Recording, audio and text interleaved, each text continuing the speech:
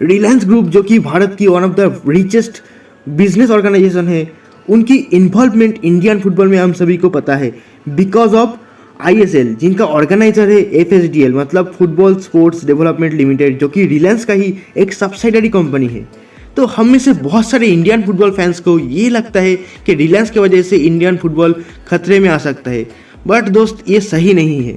तो आज के इस वीडियो के जरिए हम जानेंगे कि रिलायंस कैसे इंडियन फुटबॉल को रिवोल्यूशनाइज कर सकता है।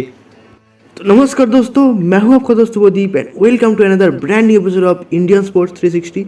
तो इन नेक्स्ट फ्यू मिनट हम कुछ पॉइंट्स के जरिए ये पूरे चीज़ को समझेंगे। तो वीडियो शुरू करने से पहले आपसे एक छोटा सा रिक्वेस्ट है दोस्त, अगर आप इंडियन फुटबॉल के फ़ैन हैं तो प्लीज़ वीडियो को लाइक करना और अपने दोस्तों के साथ ज़रूर शेयर करना और चैनल को प्लीज़ सब्सक्राइब करके रखना। इससे हमें बहुत ज़्यादा सपोर्ट मिलेगा और भी इंडियन फुटबॉल रिलेटेड कंटेंट्स बनाने में। तो पॉइंट नंबर 1, इंडिया में football ecosystem was very poor. In few years back जब नेशनल फुटबॉल लीग होता था, उनको सही से ब्रॉडकास्टर तक नहीं मिलता था और स्पॉन्सर तो दूर की बात, और पैन इंडिया फुटबॉल का सपोर्ट भी नहीं था। But now scenario has changed. 2014 में रिलायंस द्वारा आईएसएल के धमाकेदार शुरुआत के बाद और इसका कॉमर्शियलाइजेशन ब्रांडिंग बेहतरीन तरीके से किया गया था और शानदार तरीके से टेलीकास्ट किया गया Star Sport, Hotstar, Jio TV में, जिससे ये देश के कोने कोने तक पहुंचा। इंडियन फुटबॉल की पॉपुलैरिटी क्रिकेट के मुकाबले कहीं नहीं है, बट इम्प्रूवमेंट दिखता है। इंडियन फुटबॉल के फॉलोइंग में मैसिव इम्प्रूवमेंट हुआ है आईएसएल के आने के बाद। So ISL was a great step from FSDL. Point number 2 है दोस्त, आपको शायद नहीं पता होगा कि आईएसएल में क्लब्स को कोई ब्रॉडकास्टिंग रेवेन्यू, जो कि क्लब्स के लिए अर्निंग का एक बहुत बड़ा रिसोर्स होता है, वही नहीं मिलता है because star sport is also को ओनर ऑफ द आईएसएल। और आई लीग में भी क्लब्स को बहुत ही कम रेवेन्यू मिलता है, जो कि क्लब्स के लिए एक बहुत बड़ा दिक्कत का बात है। बट इन फाइनेंशियल प्रॉब्लम का भी सॉल्यूशन आ सकता है रिलायंस के ही जरिए। रिलायंस का नया स्पोर्ट्स नेटवर्क, जिसका नाम आप सभी ने सुना होगा, स्पोर्ट 18 नाम से आ रहा है, जो हर किसी स्पोर्ट्स को प्रमोट करेगा और जहाँ पे हर किसी स्पोर्ट्स के लिए स्लॉट होगा। And I am quite hopeful कि इंडियन फुटबॉल के लिए भी एक स्पेशल जगह डेफिनेटली होगा, क्योंकि Indian football market is growing very rapidly. और साथ में स्टार स्पोर्ट्स के साथ आईएसएल का पार्टनरशिप भी 2024 में एंड हो जाएगा। तो 2025 में डेफिनेटली ब्रॉडकास्टिंग राइट के लिए हाई अमाउंट का बीड होना ही चाहिए, क्योंकि आईएसएल अभी एक ब्रांड बन चुका है। एक्चुअली अभी तक पैसा सिर्फ स्टार स्पोर्ट को ही मिलता था, एफएसडीएल को थोड़ा मिलता था, बट क्लब्स को कोई पैसा नहीं मिलता था और क्लब्स के लिए तो ये बहुत ही बड़ा लॉस था। तो ब्रॉडकास्टिंग राइट को हाई अमाउंट पे बेचने से क्लब्स के पास बहुत सारा पैसा आएगा, जो हर एक क्लब के लिए बहुत बड़ा एक अर्निंग रिसोर्स बनेगा, just like Pro Kabaddi League and IPL. और पॉइंट नंबर 3 है दोस्त, आई लीग का रीब्रांडिंग करना।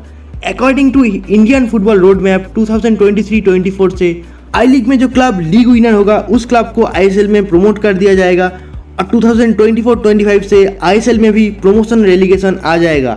बट डर ये है कि अगर आईएसएल में प्रमोशन रेलीगेशन आते हैं, तो अगर कोई क्लब आईएसएल से रेलीगेट होते हैं, then they might stop their footballing business. इसीलिए एफएसडीएल इज प्लानिंग कि आई लीग को भी और एक्साइटिंग, कॉम्पिटिटिव, एट्रैक्टिव बनाया जाए।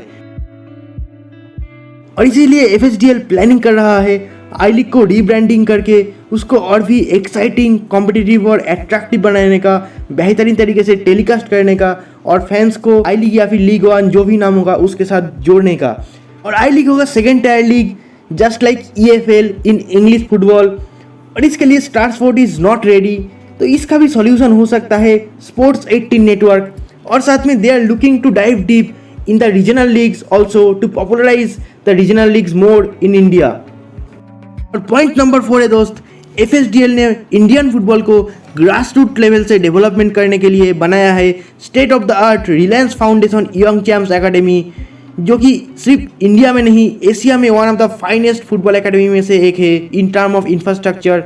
तो ये भी इंडियन फुटबॉल के डेवलपमेंट की तरफ एक कदम है।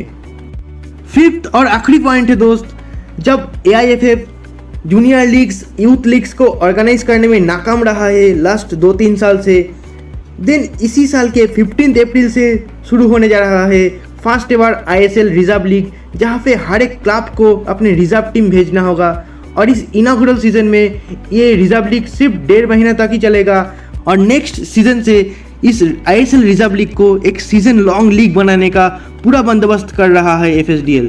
तो दोस्त मैं ये बोलना चाहूँगा कि हमारे फुटबॉल गवर्निंग बॉडी AIFF से तो कहीं गुना अच्छा है FSDL। तो AIFF के साथ रिलायंस का ये जो कमर्शियल पार्टनरशिप रहा है, it seems to be quite beneficial for Indian football. और AFC ने भी ये सजेस्ट किया है AIFF को कि FSDL के साथ ये जो पार्टनरशिप है इसको और भी बहुत सालों तक एक्सटेंड करने के लिए। और आई होप इससे हमारे नेशनल टीम का मैच टेलीकास्ट का जो प्रॉब्लम है वो भी सॉल्व हो जाएगा।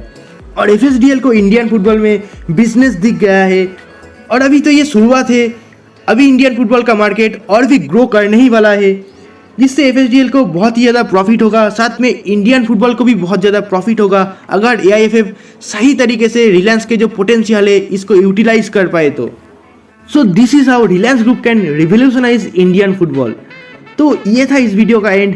आई होप ये डिस्कशन आपको अच्छा लगा होगा, तो प्लीज़ वीडियो को लाइक और शेयर करना और चैनल को ज़रूर सब्सक्राइब करके रखना। तो मिलता हूँ आपको और एक नेक्स्ट वीडियो में। Till then thank you very much and stay tuned. जय हिंद, जय भारत।